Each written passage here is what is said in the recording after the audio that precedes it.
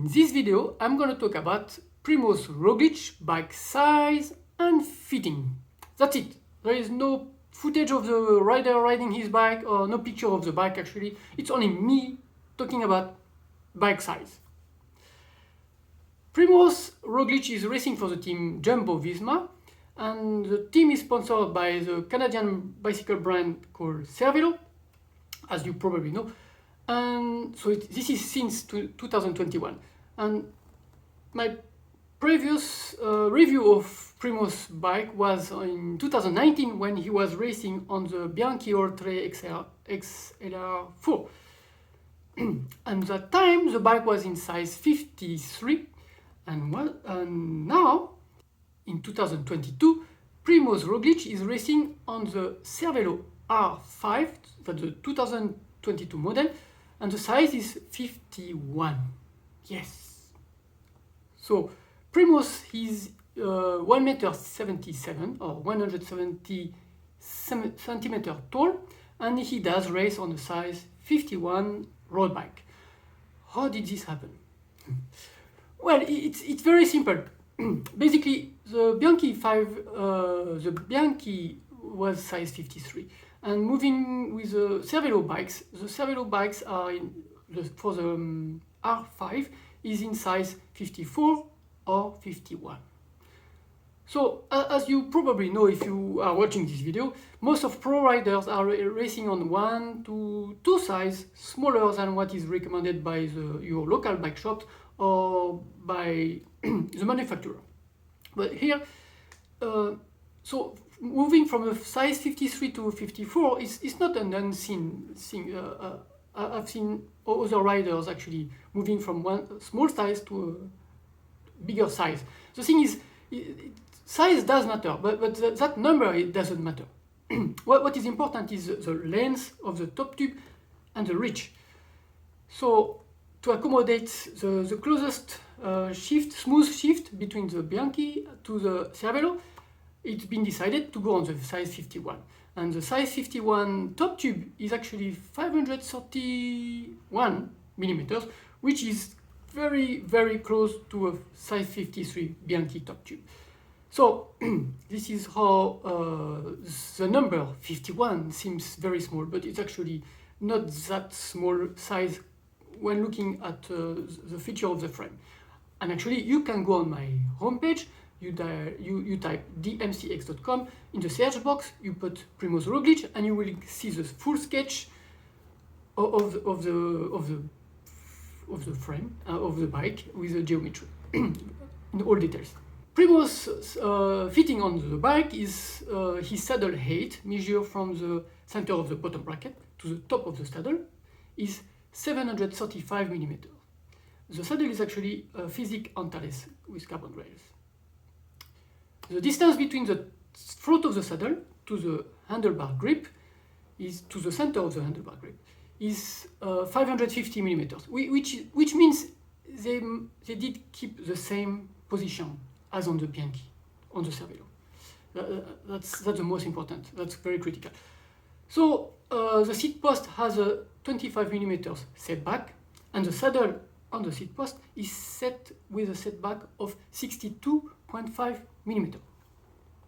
And that distance is measured from the virtual line passing through the bottom bracket center, and that's measured from that line to the front of the saddle, and that is within the UCI regulation, because the UCI regulation insists that your saddle has to be not lesser than 50 millimeters or 5 centimeters. The stem length is 120 millimeters, and the bar width is 400 millimeters. So this is actually, I don't know the model name exactly. It is branded as FSA, but it looks exactly the same as, or very close to, the Vision model. The Vision, I forgot the name, it was Vision something 5D. It's basically the same shape.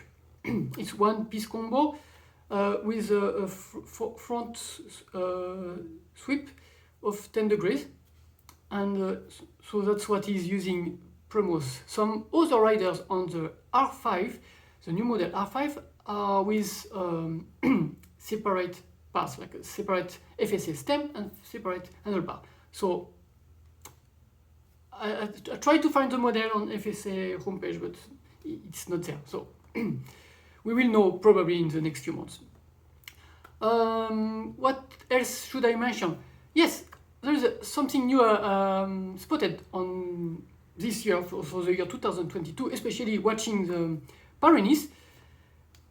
Primoz has set his brake hoods a little bit inward. That's actually a big trend among the peloton recently. Since two years ago, a lot of riders are putting their brake levers very much inward for a few reasons. It's like for aero, for also avoiding to catch another rider's handlebar when they are in tight peloton, and it's also a better grip when standing in the climbs. There are three reasons. So all riders have when being asked.